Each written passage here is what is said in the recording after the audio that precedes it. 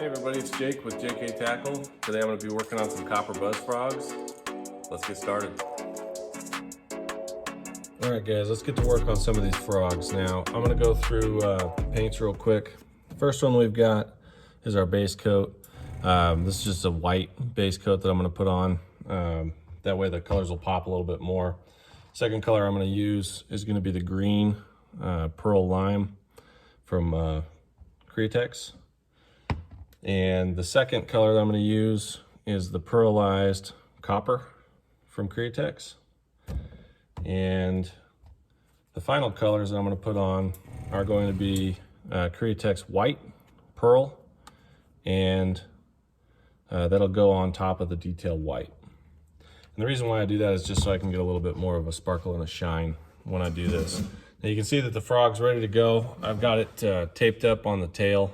That's just to cover up that bead on the back end so that it doesn't get paint on it. And let's go ahead and load up and get ready to go. The brush that I'm using is a Badger Patriot, made in the USA. I try to keep everything made in the USA when I do this stuff. Pretty difficult when it comes down to hooks and terminal tackle and the plastics. You know, like with the frog, that's why we kind of made our own Dodgers. So we could keep it USA.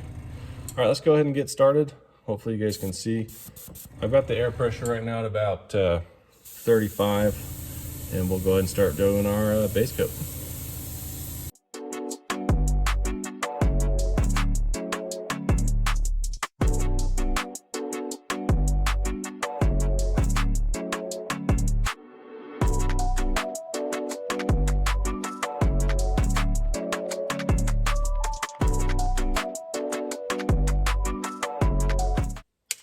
All right, so now that we have our base coat on there of white, next color is going to be the pearlized green lime. This one's got a little bit of a shine to it, kind of like a metal flake in it. I like the way that this one looks on the frogs.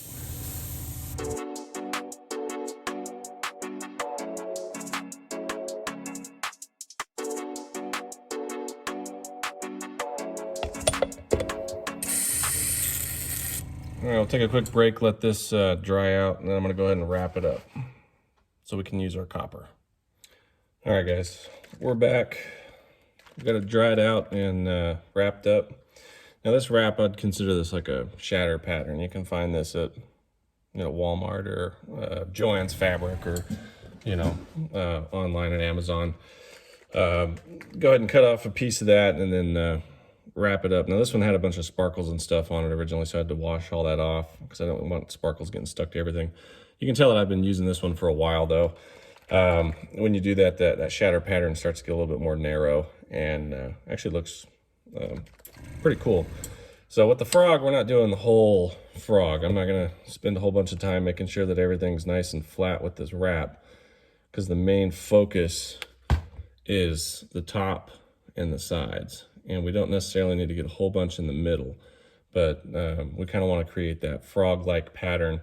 And a lot of the times you can either use a dot pattern on a stencil, but I've noticed that this actually works pretty well. All right, now we're using that copper.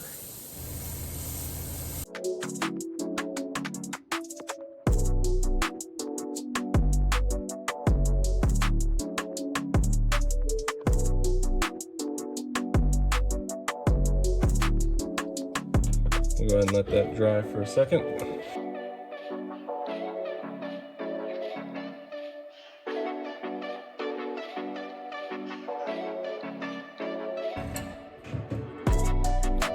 Just a little bit more copper.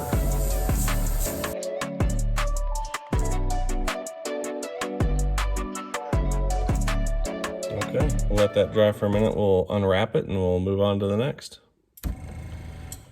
All right, I got everything dried up here. Let's go ahead and reveal what we got. So always open it from the top, get the two pieces pulled apart like so, and then we'll nice and gentle.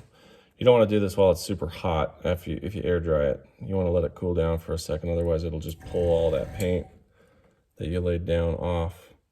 But you can start to see how that looks. pretty froggy. So that shatter pattern works really well. Like I said, we leave the body, the belly of the body alone, and that's where the white's gonna go next. So I'm gonna go ahead and get that set up. All right, we got our frog prepped and ready for the next phase of paint, which is gonna be our detail white. I'm just gonna test it out on the table here real quick. Let's make sure you guys can see this okay. So on this one, we're gonna make sure to go pretty light. And we're just gonna work in a little circular pattern here on the throat. And we'll work our way down. Hold this up so you guys can see it a little bit better maybe. So we're just lightly putting that on there.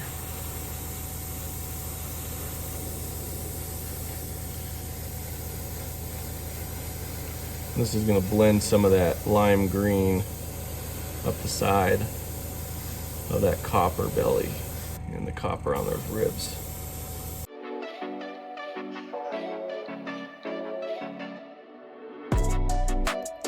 So next, we're going to put down some pearlized white.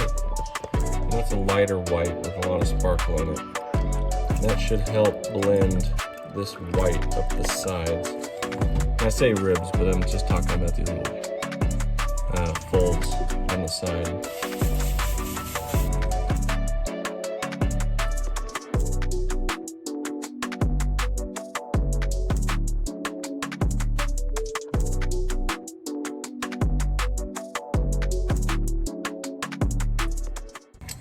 All right, we hit that a few times with the pearl, and I think you can already see what I'm talking about. It's starting to look a little bit shinier. And it kind of blends in that green on the sides. All right, next is to mix up some glow and we'll get this thing glowed up. All right, now it's time to throw on some glow, and every tradesman has their secrets, right? So this is an acrylic glow paint that I use, and I reduce it. And of course, as soon as I'm done getting this glowy, I'm gonna have to clean the airbrush because this stuff gets pretty stringy and it can clog up your brush pretty quick. And we're gonna go pretty heavy on this.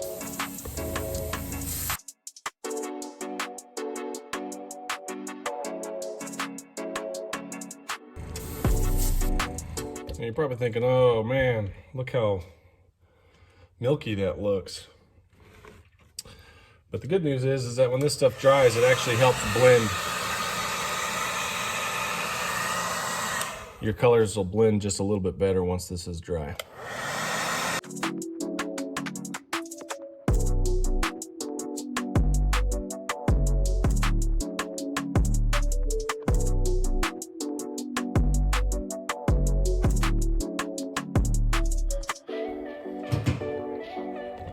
All right, we'll hit the spinning tail here just a little bit more.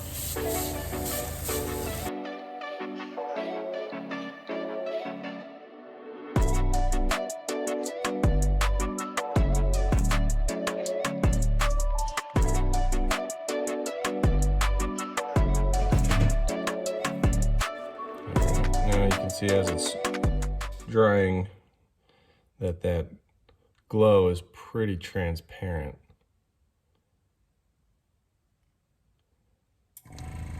And it looks pretty well blended. All right, next will be a little bit of a darker color for around the eyes. That'll help the lifelike eyes kind of pop and give it a little bit more dimension. If you're doing like an albino color and you're using crazy colored eyes like pink or white or something like that, you don't necessarily need to put any darker color around the eyes. But today we're doing lifelike, so we're gonna add a little bit of darker color around the eyeballs next. All right, so up next I'm gonna be using Createx Pearl Black. And the reason I like the pearl is because it gives it a little bit more of a shine, so when we coat it, you'll see a little bit more of a pop in the color.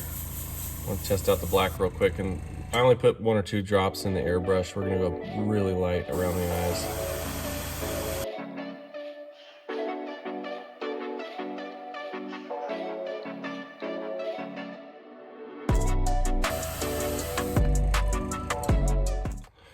sure they match up on both sides. Looks like I can go a little darker on this side.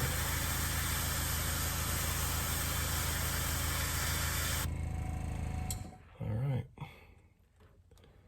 Now it's time for eyes. And then we'll get this thing coated.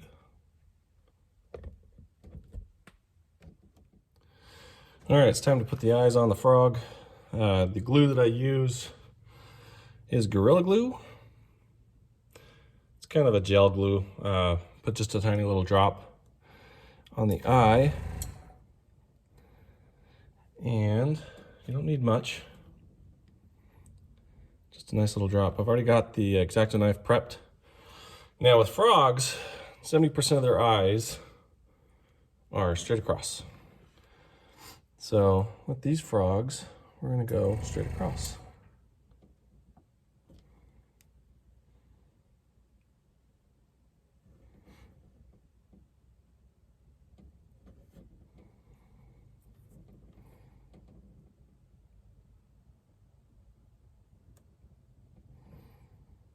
And try really hard not to touch the paint job. There we go.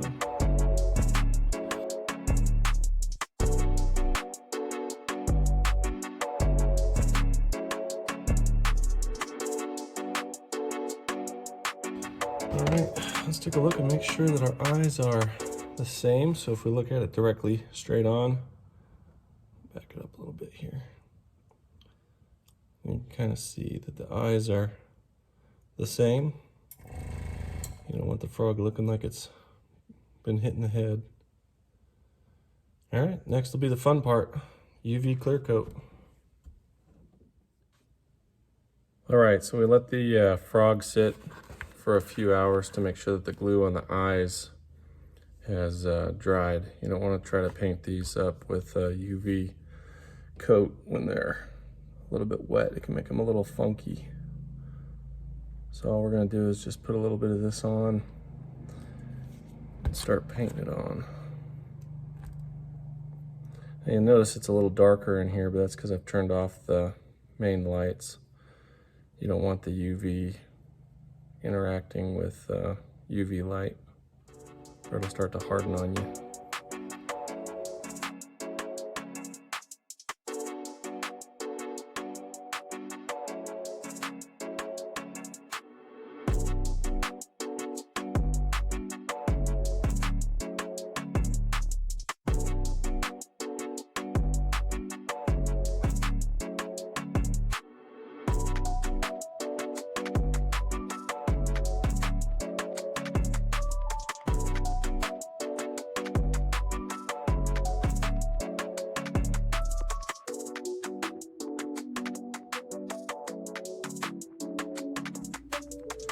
All right, we'll go ahead and get this one in.